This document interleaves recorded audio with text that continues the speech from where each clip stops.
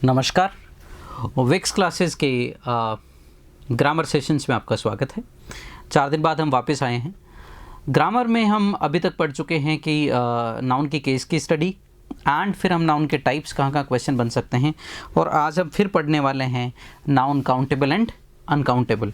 Countable and uncountable noun की जहाँ तक बात आती है तो हम ये देखते हैं कि कौन कौन से काउंटेबल एंड अनकाउंटेबल नाउन के डायमेंशंस हैं। काउंटेबल अनकाउंटेबल आपको पता है, काउंटेबल जिन्हें गिना जा सकता है, अनकाउंटेबल जिन्हें गिना नहीं जा सकता। तो मैं एक बार फिर से आपसे कहना चाहूँगा कि आप अब पीछे के वीडियोज़ में जाके देख सकते हैं कि नाउन में क्वेश्चन कितनी तरीके के बनते हैं, ताकि आपका पर्सपेक्टिव क्लियर रहे। बट फिर भी मैं आपको इस सेशन में भी रिमाइंड करवाऊँगा। तो काउंटेबल अनकाउंटेबल की जब बात आती है नाउन्स की, तो कुछ नाउन्स ऐसे होते हैं जो मूल रूप से अनकाउंटेबल होते हैं, मटेरियल के तौर पे आते हैं। तो उनके क्या डायमेंशन होते हैं। कुछ ऐसे नाउन हैं जो मूल रूप से होते ही बहुवचन है, आप उसमें कुछ तोड़ मरोड़ कुछ ज़्यादा उसमें कुछ कर नहीं सकते। तो इस तरीके के जो नाउन के डायमेंशंस है उनके आज हम बात करेंगे। तो पहला जो आपका है वो है काउंटेबल एंड अनकाउंटेबल नाउन में कुछ नाउन्स ऐसे होते हैं जो मूल रूप से, पहला जो पॉइंट है वो मटेरियल के तौर पे आते हैं, वो हमेशा अनकाउंटेबल ही होते हैं। जैसे इंफॉर्मेशन,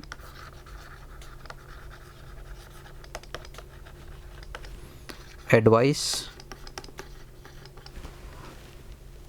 वाटर,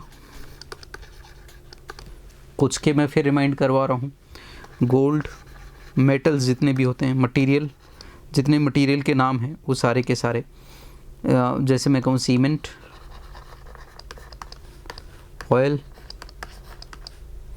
इनमें कुछ काउंट्स जब बहुवचन भी है। जैसे वाटर्स बनाया तो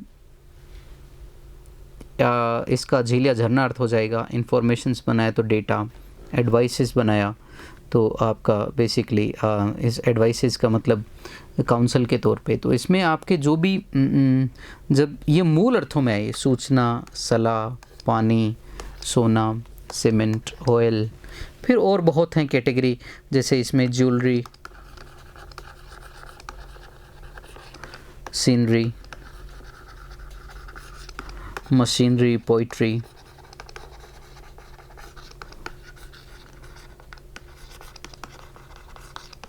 इक्विपमेंट, लगेज,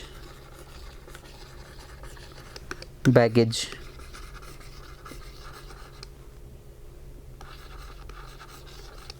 मिसचीफ,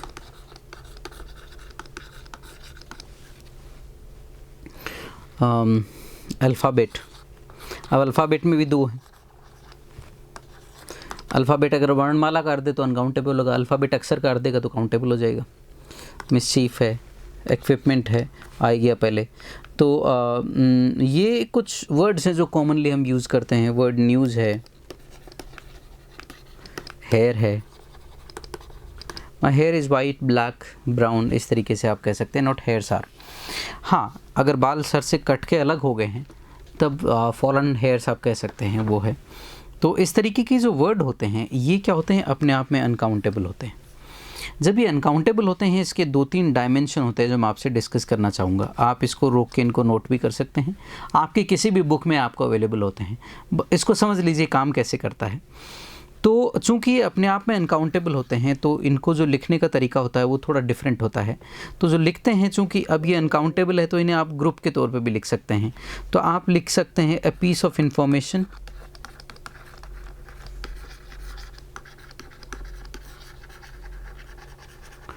एक वचन के तौर पे। और अगर इसको बहुवचन बनाना हो तो आप क्या लिखेंगे, पीसेज ऑफ इंफॉर्मेशन। एक तो ये तरीका है। जैसे वुड लेते हैं, ए लॉग ऑफ वुड। चूँकि लकड़ी जो है हिंदी में काउंटेबल होता है लेकिन इंग्लिश में अनकाउंटेबल होता है, तो इसको प्लूरल के तौर पे दर्शाना होगा तो क्या दर्शाना होगा, लॉग्स ऑफ वुड। तो ये एक जरिया है। चूँकि ये अनकाउंटेबल होते हैं इसलिए इसे गिना नहीं जा सकता, लेकिन इन्हें टुकड़ों में दर्शाया जा सकता है। ये एक इसका एस्पेक्ट होता है। दूसरा एस्पेक्ट इसका क्या है कि ये बाकी चीज़ों को कैसे प्रभावित करते हैं वो देख लीजिए एक बार। चूँकि मान लीजिए लेट्स टेक एडवाइस, ये सभी पे लागू होगा। एडवाइस ले सकते हैं आप, गोल्ड ले सकते हैं, तो आप ऐसा नहीं लिखेंगे एन एडवाइस। एन एडवाइस लिखते ही गलत हो जाएगा। केवल एडवाइस ही आएगा। या आप इसको ऐसे लिख सकते हैं, ए पीस ऑफ एडवाइस। आप इस पे मैनी एडवाइसेज नहीं लिख सकते, मैनी, फ्यू जैसे शब्दों का प्रयोग नहीं हो सकता, लेकिन मात्रात्मक शब्दों का प्रयोग हो सकता है। Much, a lot of, lots of, little, advice, इन शब्दों का प्रयोग हो सकता है। ठीक है सरकार, तो ये चीज़ ध्यान में रखिएगा आप। चूँकि अनकाउंटेबल है तो मात्रात्मक शब्द आ जाएंगे, संख्यात्मक शब्द नहीं आएंगे। आर्टिकल ए एन का प्रयोग नहीं होगा, ये एडजेक्टिव और आर्टिकल का डायमेंशन है। इनके लिए पर्सनल प्रोनाउन हमेशा इट का प्रयोग होगा।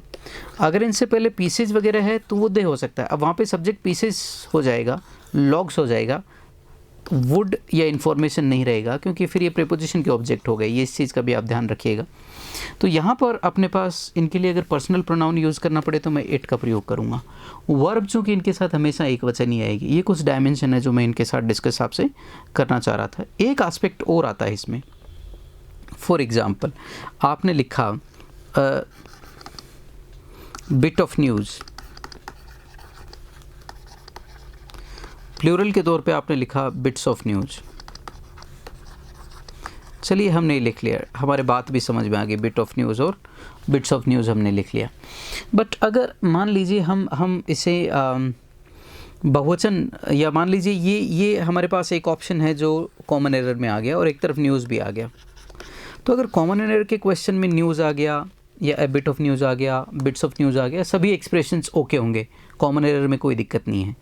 पर मान लीजिए अगर हमारे पास सेंटेंस इंप्रूवमेंट का क्वेश्चन आ गया, तो हमें अगर ए बिट ऑफ न्यूज़ और न्यूज़ में से चुनना पड़े तो हम ए बिट ऑफ न्यूज़ को चुनेंगे, क्योंकि ये अभिव्यक्ति को ज़्यादा स्पष्ट करता है। ये एक आपको एस्पेक्ट ध्यान में रखना है। इसे कई बार ऐसे क्वेश्चन आपको देखने को मिल सकते हैं। अगला जो है इसमें, अब देखते हैं कि क्वेश्चन कैसे बनते हैं। मान लीजिए मैं एक वर्ड ले लेता हूँ, पोइट्री। तो द पोइट्री ऑफ, या let me right it again, the poetry. तो हो सकता है ए पोइट्री लिख दे,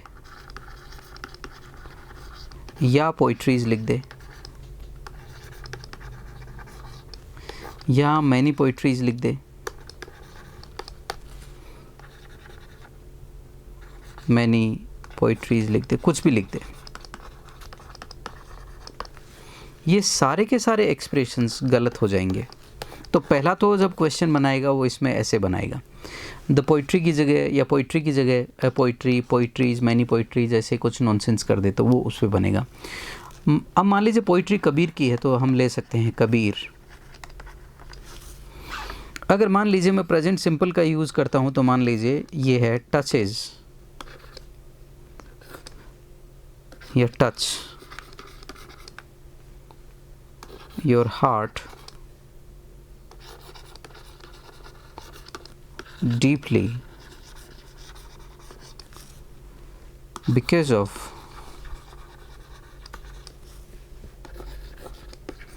its and their simplicity। एक मान लीजिए यहाँ पे ये स्टेटमेंट हमने लिखा, मैंने आप ही के सामने लिखा है, कोई ज़रूरी नहीं है पहले एग्ज़ाम में आया हो। आप किसी भी वर्ड को पकड़ के उस पर एक सेंटेंस फ्रेम कर सकते हैं और उस पर वहीं क्वेश्चन बना सकते हैं। तो मैं पुराने पेपर के क्वेश्चंस लेने के बजाय मैं आपके सामने क्वेश्चन बना रहा हूँ ताकि आपको पता लगे कि क्वेश्चन बनाते समय किन किन चीज़ों पे वो ध्यान देगा। तो 5 चीज़ें नाउन से जुड़ी हुई, उन पे सब पे है। एक तो हमने ये डिस्कस ही कर ली, एडजेक्टिव की और आर्टिकल की, 2 की तो हमने यहाँ पर। ऑफ कबीर ठीक है, ओके है, टचेस और टच। अब यहाँ पे हमारे सामने वर्ब का इशू आ गया। वर्ब का इशू आ गया तो हम टचेज यूज़ करेंगे, टच, क्योंकि हमारा सब्जेक्ट पोइट्री है। तो पोइट्री अनकाउंटेबल है, अनकाउंटेबल के साथ हमेशा वर्ब की सिंगुलर फॉर्म का प्रयोग होता है, प्लूरल का नहीं होता। अब यहाँ पे कबीर जो है ये ऑफ का ऑब्जेक्ट है। प्रीपोजिशन का ऑब्जेक्ट वैसे भी कभी सब्जेक्ट नहीं होता, तो सब्जेक्ट से इसका कोई लेना देना नहीं है। ये तो पोइट्री के अर्थ में कुछ जोड़ने के लिए हमने पोस्ट मॉडिफायर का प्रयोग किया है। टचेज यू योर हार्ट, यह आपके हृदय को छूता है, deeply because of its a their simplicity. किसकी सिंप्लिसिटी की बात हो रही है? पोइट्री की। चूँकि सब्जेक्ट से जुड़ा हुआ है तो ऐसा प्रोनाउन या प्रोनोमियल एडजेक्टिव जो पहले आए किसी वर्ड से आ जाए तो उसके अकॉर्डिंग ही आएगा। तो ये अनकाउंटेबल है तो इट्स का प्रयोग होगा, देयर का प्रयोग नहीं होगा।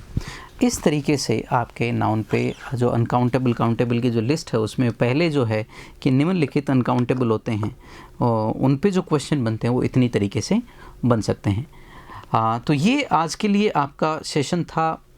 जनरली क्या होता है कि हम एक ही चीज़ को एज ए मॉडल के तौर पे देखें तो ज़्यादा बेहतर होगा। तो इस तरीके से हमने एक वर्ड को पकड़ा, उस पर किस तरीके से क्वेश्चन बनाए जा सकते हैं। अब एक एस्पेक्ट में और थोड़ा सा इसमें ऐड करना चाहूँगा, वो ये है कि मान लीजिए मैं पोइट्री की जगह एडवाइस रखूं, वाटर रखूं, ऑयल रखूं, ये आप चेंज कर सकते हैं, कुछ भी रखूं। ऐसा शब्द जो अनकाउंटेबल है उसके सारे डायमेंशन ऐसे ही रोल प्ले करेंगे जैसे पोइट्री के किए हैं। तो आप खुद भी एक सेंटेंस बना के उनमें जितने भी अनकाउंटेबल वर्ड्स हैं वो रख के देख सकते हैं कि यहाँ पे कौन कौन से आपस के इनके तालमेल जो हैं वो काम करते हैं। तो ऐसा करने से आपके सामने जो भी क्वेश्चन बनने का जो स्पेस है, कितनी जगह क्वेश्चन बनाया जा सकता है, वो आप आसानी से समझ सकते हैं। मैंने आपको पहले भी कहा था इंग्लिश को ज़्यादा डिफ़िकल्ट सब्जेक्ट नहीं है। आपको पता होना चाहिए कि आप क्या कर रहे हैं और कॉन्शियसली उसमें आपका एफर्ट कितना है। दूसरे की लिखी गई चीज़ें आप जितनी पढ़ते हैं उसमें उतने ही आप कंफ्यूज होते चले जाते हैं। दूसरे की समझाई गई चीज़ें आप अपने हिसाब से समझ के उस पर अपने एग्जाम्पल्स अगर आप फ्रेम करना सीख जाते हैं तो वो आपके लिए बहुत ही बेहतरीन एक ऑप्शन होता है। Thank you so much, may God bless you all. कल फिर एक पॉइंट के साथ हम आएंगे, नाउन में ही आगे बढ़ेंगे। आगे जो एस्पेक्ट्स हैं, 1 point 1 thing at A time will save your time and effort. ज़्यादा तेज़ी से चलने से फ़ायदा नहीं होता। आपका जो स्लो एंड स्टडी अप्रोच जो है वो ज़्यादा बेनिफिशियल होती है किसी भी सब्जेक्ट को पढ़ते समय। Thank you so much, may God bless you all. नमस्कार, राम राम सर।